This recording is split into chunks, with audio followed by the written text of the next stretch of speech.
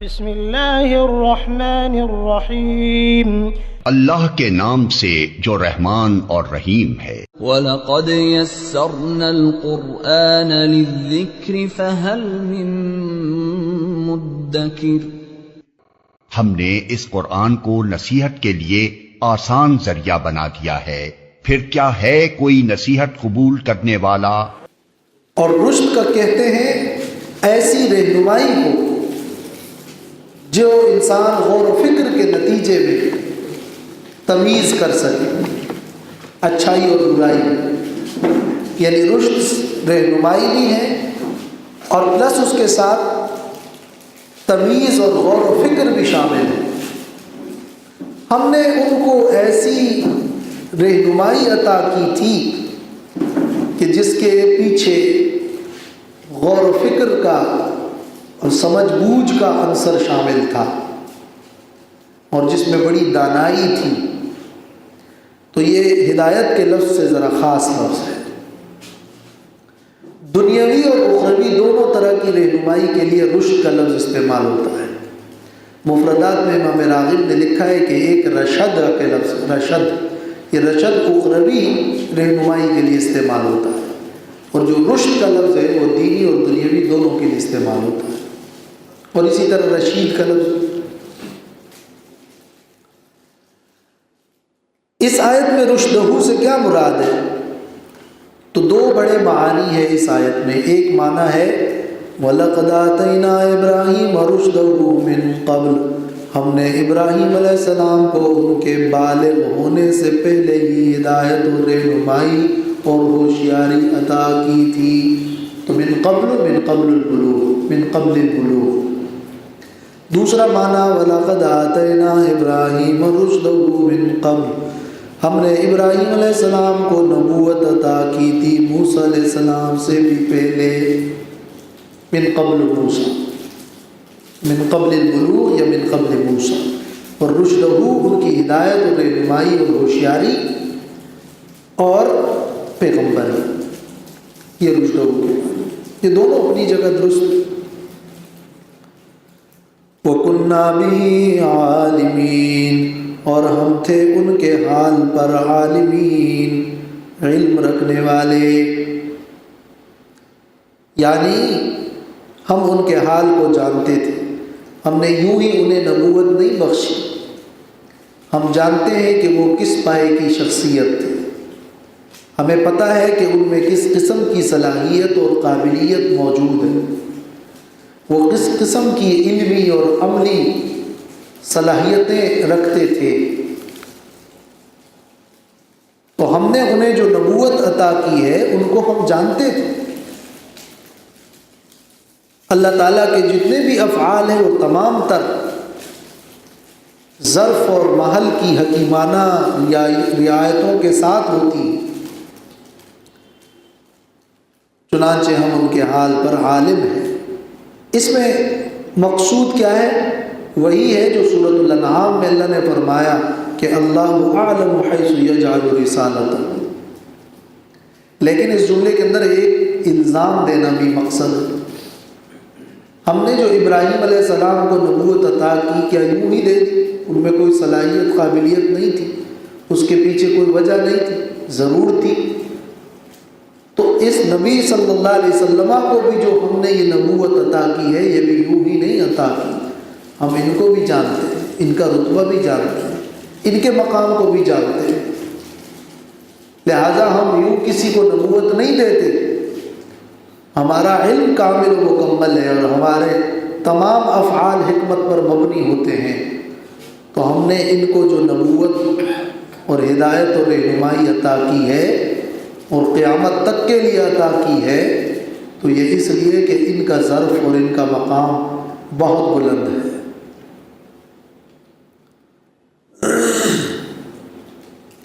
اذ قال لأبيه وقومه ما هذه التماثيل التي أنتم لها عاكفون۔ اب ابراہیم علیہ السلام کا انداز تبلیغ کیا تھا وہ بیان ہو رہا ہے۔ وہ ہم نے انہیں جو رہنمائی اور ہدایت عطا کی تھی اس کی ایک جھلک دکھائی جا رہی ہے۔ اور ابراہیم علیہ السلام کا بطور خاص اس لیے بھی ذکر ہو رہا ہے کہ قریش ابراہیم علیہ السلام کے بڑے معتقد تھے اور سبھی کے متفق علیہ نبی اور جد امجد تھے، تو ان کا ذکر بطور خاص اور ان کا واقعہ ذکر ہو رہا ہے۔ اذ قال لأبیہ، جب کہا ابراہیم علیہ السلام نے اپنے والد سے، وقومہ، اور اپنی قوم سے، ما هذه التماثیل التي، کیا ہے یہ مورتیاں، التي انتم لها عاکفون، وہ مورتیاں جس کی تم عبادت کرتے ہو، جس کی تم عبادت کرنے والے ہو۔ ما هذه، یہ کیا ہے؟ یہ حاضی جو ہے اشارہ تحقیر کا، یہ سارے واہیات کیا ہے؟ اشارے کے انداز بلاغت میں مختلف ہوتے ہیں، کہیں تو کسی کی عظمت کے لیے اور کہیں کسی چیز کی حقارت کے لیے۔ یہ تو تماثیل ہے، تماثیل کا لفظ تمثال کی جمع ہے۔ الصورۃ المصنوعہ مشبہۃ بمخلوق من مخلوقات اللہ تعالی۔ عرب کے لوگ کہتے ہیں مثلت الشیء بالشیء، ایک چیز کو دوسری چیز سے تشبیہ دینا۔ تمثال کہتے ہیں اللہ کی مخلوق کے مشابہ کوئی صورت بنا دینا۔ تراشا ہوا مجسمہ، تو یہ تو بت ہے، مورتی ہے۔ یہ تمثال یہ کیا ہے؟ اس کی خدائی کی کیا دلیل ہے؟ اس کی حقیقت کیا کا سوال اس انداز میں نہیں کہ اس کی کا مادہ کیا ہے، بلکہ یہ ماں کے ساتھ سوال کیا جا رہا ہے کہ اس کی حقیقت تو بتاؤ کہ آخر یہ کس دلیل پہ خدا بنے۔ اور ظاہر ہے کہ ابراہیم علیہ السلام کی قوم اور ان کے والد وہ مظاہر پرست، کواکب پرست تھے۔ ان مظاہر اور کواکب کی صورت میں انہوں نے بت تراشے ہوئے تھے۔ ان کے والد بھی ایک بت تراش اور بت فروش تھے، تو ابراہیم علیہ السلام بت شکن بنے۔ التی انتم لہا عاکفون، وہ بت اور مورتے کہ جس کے لیے تم عبادت کرنے والے ہو۔ عاکفون عکوف سے کسی چیز پر جمے رہنا اور ٹہرنا، اور اعتکاف کا لفظ بھی اسی سے، ایک جگہ ٹہرنا۔ اس کے ساتھ اعلیٰ کا صلہ ذکر ہوتا ہے۔ لہا عاکفون یعنی علیہا عاکفون، لہا بمانا علیہا، حروف جارہ ایک دوسرے کے معنی میں استعمال ہوتے رہتے ہیں، کہیں اعلیٰ کہیں علیہا کی جگہ لہا استعمال ہوتا ہے۔ جیسے سورہ بنی اسرائیل کے شروع میں ہے وَمَنْ أَسَاءَ فَلَهَا، وَمَنْ أَسَاءَ فَلَهَا یعنی فَعَلَيْهَا۔ یا یہ جو لہا کا جو لام ہے یہ تعظیم کے لیے، لہا یعنی لام تعلیلی، لتعظیمها، لام تعلیلی لتعظیمها عاکفون۔ کیا ہے یہ تماثیل کہ جس کی تعظیم کی وجہ سے تم اس کے گرویدہ ہو اور جس کی تعظیم کی وجہ سے تم اس کے مجاور بنے ہوئے ہو۔ اور عاکفون عابدین کے معنی میں ہو تو پھر صلہ میں لام بھی آتا ہے، لہا عاکفون، لہا عابدون۔ ما هذه التماثیل التي انتم لها عاکفون، کیا حقیقت ہے ان مورتیوں کی کہ جس کی تم عبادت کرنے والے ہو۔ قالوا وجدنا آباءنا لها عابدین، وہ کہنے لگے ہم نے پایا ہے اپنے آباء و اجداد کو اس کی عبادت کرنے والے، لہا عابدین۔ اب یہاں عابدین ہوں گے، اس کی خود ہی وضاحت کر دیں کہ ہم عبادت کر رہے ہیں۔ تم ادھر کیوں جمع ہوئے بیٹھے ہو؟ یہ ہم اس کی عبادت کرنے والے ہیں، اس لیے کہ ہمارے آباء و اجداد نے اس کی عبادت کی۔ تو یا تو یہ انہوں نے دلیل میں پیش کیا کہ ہماری دلیل یہ ہے کہ آباء و اجداد اس پر عمل کرتے رہے اور ہمارے آباء بڑے عقل مند تھے اور ہم ان کے معتقد ہیں، تو وہی ہمارے لیے دلیل ہے۔ لہذا یا تو یہ انہوں نے دلیل میں پیش کیا، جیسے کہ ہمیشہ ہر دور میں مشرکین کی یہ دلیل رہی، یا پھر کہنے لگے اور کوئی دلیل تو نہیں ہے خارج سے، کوئی عقلی نقلی دلیل ہمارے پاس نہیں ہے، بس اتنا ہم جانتے ہیں کہ ہمارے آباء و اجداد یہ کرتے رہے ہیں تو ہم بھی کر رہے ہیں، اور یہ بھی ان کی بھی دلیل تھی۔ یعنی جب قدیم دین ہے تو صحیح دین ہے، مگر یہ ضروری تو نہیں ہے کہ جب قدیم ہو تو صحیح بھی ہو، جب قدیم ہے تو صحیح ہے۔ تو اس سے ثابت ہو رہا ہے کہ یعنی تقلید آباء میں غلو منع ہے۔ ابراہیم علیہ السلام نے فرمایا لَقَدْ كُنْتُمْ أَنْتُمْ وَآبَاؤُكُمْ فِي ضَلَالٍ مُبِينٍ، البتہ تحقیق کے ساتھ ہو تم، وآباؤکم اور تمہارے آباء بھی تھے، فی ضلال مبین صریح گمراہی میں۔ آباء بجائے خود عقل اور نقل کی دلیل کے محتاج تھے، تم نے دلیل میں آباء کو پیش کیا، آباء کے پاس بھی اس پر کوئی دلیل نہیں تھی، اگر تھی تو تمہیں وہ دلیل بھی نقل ہو جاتی، تو بتاؤ کیا دلیل؟ تو جب دلیل نہیں ہے تو آباء کا کسی کام کو کرنا کوئی دلیل تو ہے نہیں، لہذا تمہارے پاس اس پر کوئی عقل اور نقل سے دلیل نہیں ہے۔ فی ضلال مبین کا ایک معنی تفسیر بحر محیط میں ہے کہ فی ضلال مبین یعنی فی حیرت واضحۃ لا التباس فیہ، تمہارے آباء اور تم حیرت میں ہو، تمہیں خود نہیں پتا کہ ہم کیوں عبادت کر رہے ہیں، کوئی عقلی نقلی دلیل تمہارے پاس بھی نہیں۔ سورۃ مریم میں یہ مضمون گزر چکا ہے، وہاں فرمایا ہے کہ پہلے ابراہیم علیہ السلام نے قوم کے لوگوں کو خوب سمجھایا تھا۔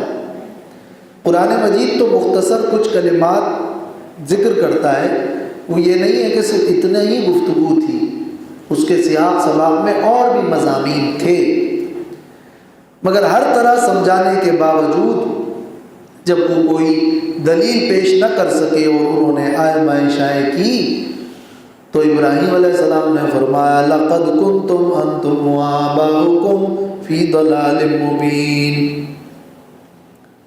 تمہاری بات سے ہی یہ ثابت ہوتا ہے کہ تم اور تمہارے آباء دونوں کی رائے گمراہی میں ہے۔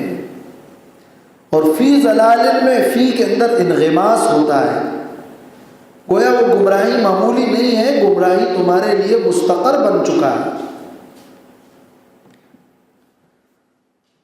قالوا اجئتنا بالحق ام انت من اللاعبین، قوم کے لوگ کہنے لگے اجئتنا بالحق، کیا آپ لے آئے ہیں ہمارے پاس کوئی حق، ام انت من اللاعبین، یا ہے آپ من اللاعبین ہنسی مذاق کرنے والوں میں سے، آپ حق لے کر آئے ہیں یا مذاق کر رہے ہیں؟ اس کی بھی تفاصیر میں مختلف انداز میں تقریر ہے، یعنی آپ ہم سے دلیل مانگتے ہیں، ہم چلو دلیل نہیں پیش کر سکے، آبا نے یہ کیا، تو اگر آپ ہم سے پوچھتے ہیں تو کیا آپ کے پاس کوئی دلیل ہے؟ تو قالوا اجئتنا بالحق، کیا آپ لے کر آئے ہیں کوئی دلیل؟ ہم سے تو پوچھتے ہیں دلیل، تو کیا آپ کے پاس ہے کوئی دلیل؟ نہیں ہے، بلکہ آپ خود بھی مذاق کرنے والے ہیں، آپ خود بھی لاعبین اور کھیلنے والے ہیں۔ تو ام اس صورت میں ہوگا بل کے معنی میں، کیا آپ لے آئے ہیں ہمارے پاس کوئی دلیل؟ نہیں، آپ نہیں لائے ہیں، بلکہ آپ تو ہنسی کرنے والے ہیں۔ یہ ایک معنی ہو گیا، ایک انداز۔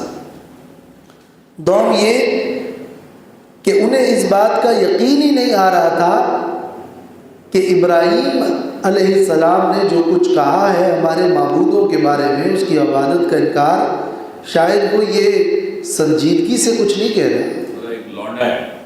ہاں، تو کہا جا رہا ہے کہ کیا آپ سنجیدگی کے ساتھ اپنی بات پیش کر رہے ہیں یا خامخواہی مذاق کر رہے ہیں ہمارے سے؟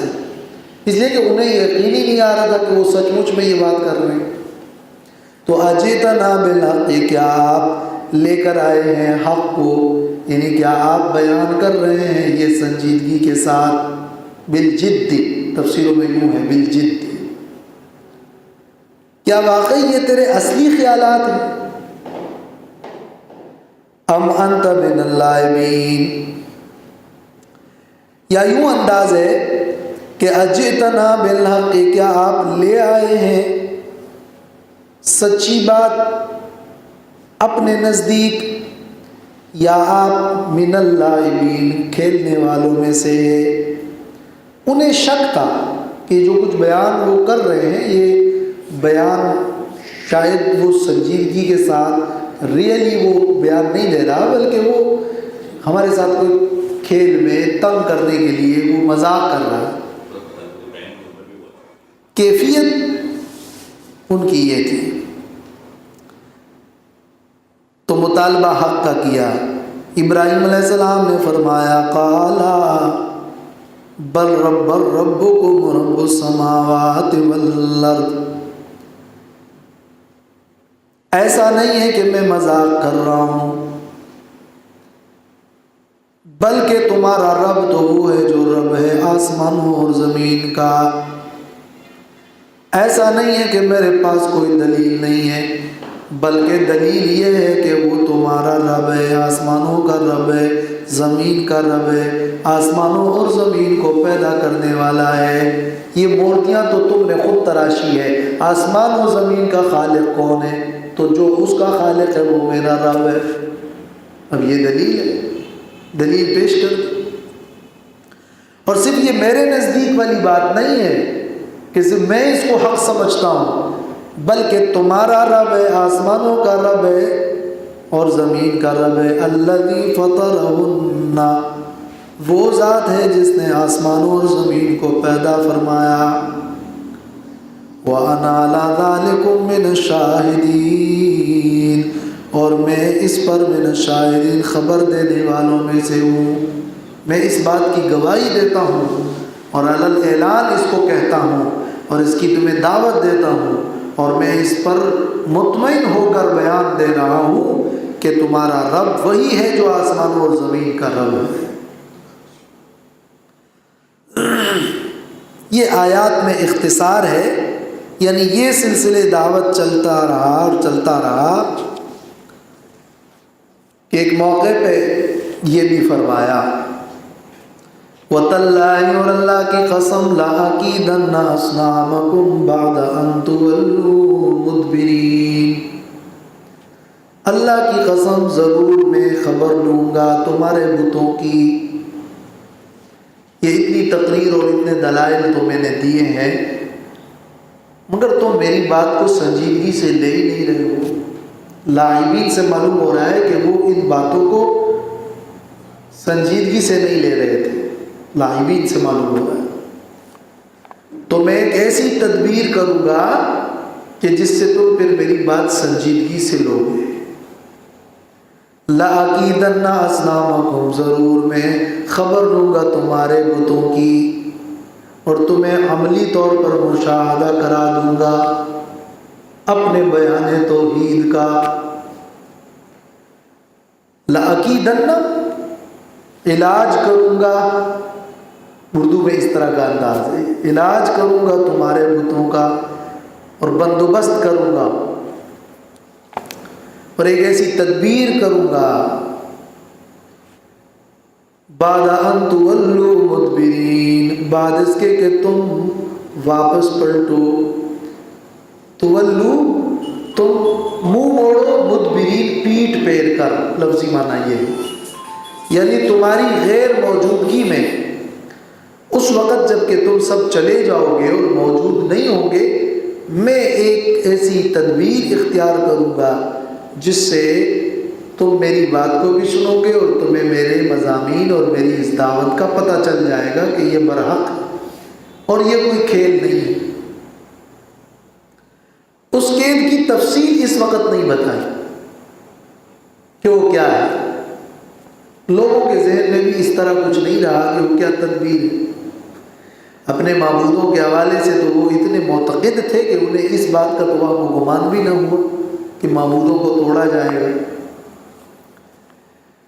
اور یہ سب سے نہیں کہا، بعض لوگوں سے کہا، بعض نے سنا اور یا دل ہی دل میں یہ سوچ لیا، یہ بھی بعض علماء کہتے ہیں۔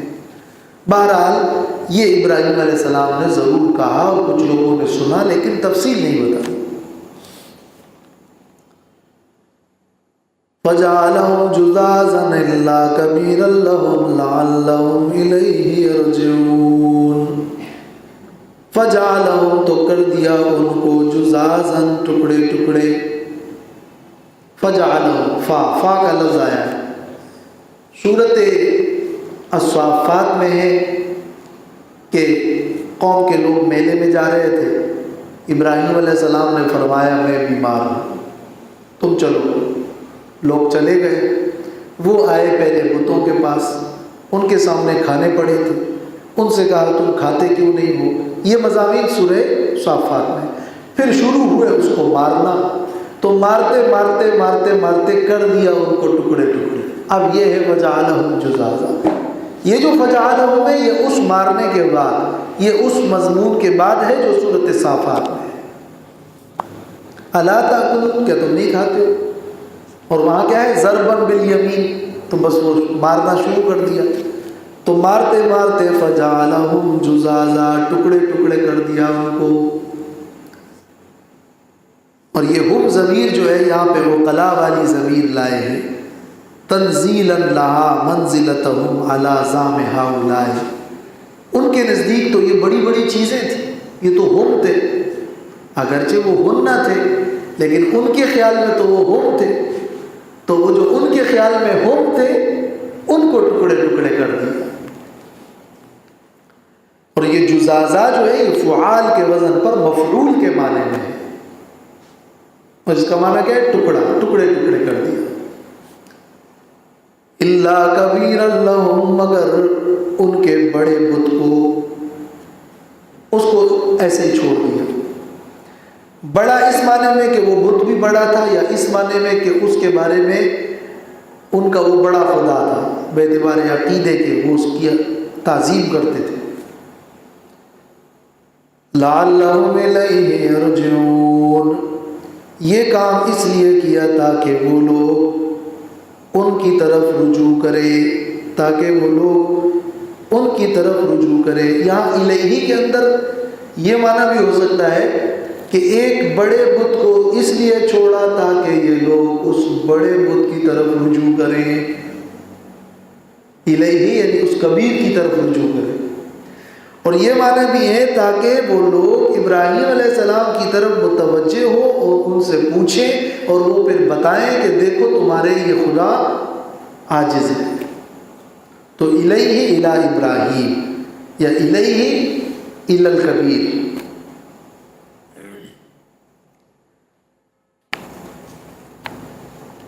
اور یہ معنی بھی بعض نے کیا ہے کہ لعلہم الیہ یرجعون، تاکہ یہ لوگ دین ابراہیمی کی طرف پلٹ آئیں، تاکہ وہ لوگ ان کی طرف یعنی الی دین ابراہیم، ابراہیم علیہ السلام کے دین اور نظریے اور سوچ اور عقیدے کی طرف یرجعون، پلٹیں اور رجوع کر لیں۔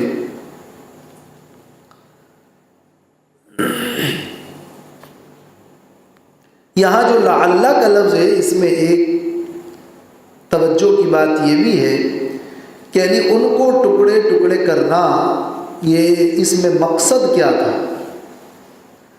مقصد لعلہم الیہ یرجعون تھا، محض اپنا غصہ نکالنا نہیں تھا، اور اس سے کبیر کو چھوڑنا کہیں اس لیے نہیں تھا کہ کبیر کی کوئی عقیدت تھی، مقصد بتایا جا رہا ہے کہ لعلہم الیہ یرجعون، یہ مقصد بیان ہو رہا ہے۔ ورنہ اگر یہ مقصد نہ ہوتا تو پھر کبیر کو بھی نہ چھوڑتے، مطلب یہ ہوا، یہ جو کبیر کو چھوڑا ہے اس کا مقصد یہ ہے۔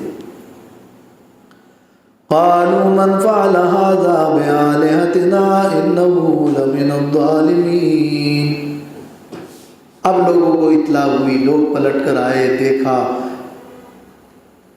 کہ سب کو مارا ہے، اور کلہاڑا جو ہے اور تبر جو ہے وہ بڑے بت کے مونڈے پہ رکھا ہوا ہے۔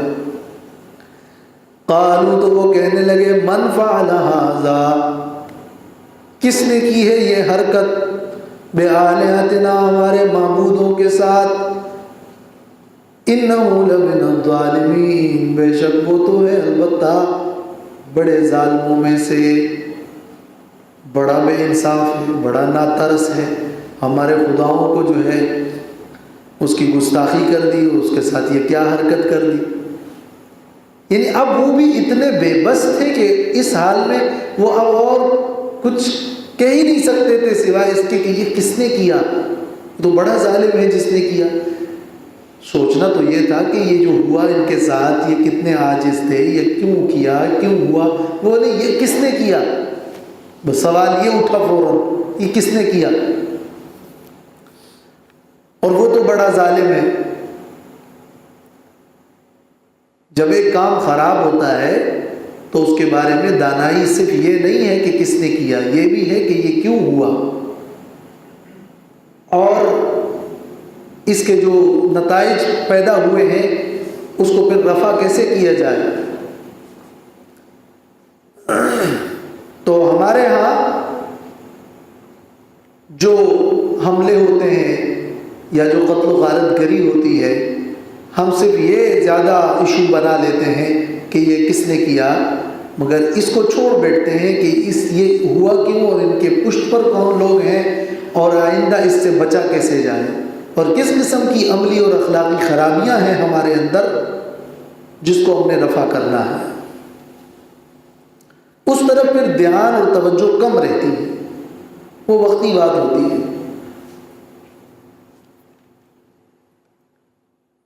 اور یہاں وہ تو ابراہیم علیہ السلام کو چلو پھر سزا بھی دے رہے ہیں، ہمارے ہاں تو وہ سزا بھی نہیں دی جاتی مجرم کو۔ قالوا سمعنا فتى يذكرهم يقال له ابراہیم، کہنے لگے ان میں سے بعض نے کہا، سمعنا، ہم نے سنا ہے، فتن، ایک جوان کو، حق بات بیان کرنا جوانوں کا کام ہے۔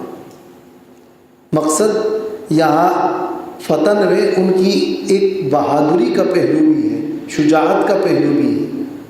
اگر عمر میں وہ بوڑھے بھی ہوں تو عقیدہ اور سوچ اور نظریہ اور دعوت ان کی جوان تھی، بہادری کی طرف اشارہ ہے۔ یذکرہم، جو ہمارے معبودوں کا، جو ان معبودوں کا ذکر کرتا تھا، یہ وہی ہے جو اس سے پہلے ذکر ہوا، یعنی ہمارے معبودوں کی برائی کرتے ہوئے ہم نے بس ان ایک جوان کو ہی سنا ہے جن کا جذبہ جوان ہے۔ اور یا یہ کہ تاللہ لأکیدن اصنامکم، جنہوں نے سنا تھا وہ کہنے لگے کہ ہاں ایک جوان کو ہم نے یہ بات کہتے ہوئے سنا ہے۔ یقال لہ ابراہیم، جنہیں ابراہیم کہا جاتا ہے، جن کا نام ابراہیم ہے۔ قالوا، تو وہ کہنے لگے، فأتوا بہ علی اعین الناس، پکڑ لاؤ ان کو لوگوں کے سامنے، لعلہم یشہدون، تاکہ یہ لوگ ان کا مشاہدہ کر لیں، ان کو دیکھ لیں۔ یشہدون کا ایک معنی یہ ہے کہ یحضرون عقابتنا، اور دوسرا معنی یہ ہے کہ یشہدون علیہ، بما سمع منہ، تاکہ لوگ دیکھیں کہ ہم ان کو کیسی سزا دیتے ہیں، یا تاکہ دوسرے لوگ بھی دیکھ کر ان کے خلاف گواہ بن جائیں۔ لعلہم یشہدون۔ اب یہی بات تو ابراہیم علیہ السلام چاہتے تھے، یہ ان کی مراد تھی کہ صرف یہ مجاور اور چند لوگ ہی نہیں بلکہ سارے لوگ جمع ہو، ان کے مجمع کے سامنے مجھے کہنے کا موقع ملے اور لوگ توجہ سے سنیں کہ تمہارے یہ بت کیسے قاضی الحاجات بن گئے، تمہارے یہ بت کیسے معبود اور خدا بن گئے۔ اور یہی کام فرعون نے بھی کیا تھا، لوگوں کو جمع کیا تاکہ ہم غالب ہوں، اور سب لوگوں کے سامنے وہی شرمندہ ہوئے اور موسیٰ علیہ السلام غالب رہے۔ اور یہی حماقت اب ان لوگوں نے یہاں کی کہ خود ابراہیم علیہ السلام کو دلیل میں غلبے کا موقع عطا فرمایا، یہ تو انہوں نے خود ایک موقع گویا عنایت کر دیا۔ تو اس کے بعد ابراہیم علیہ السلام سے سوال کیا اور ان کا جواب ہے وہ انشاءاللہ آئندہ، وآخر دعوانا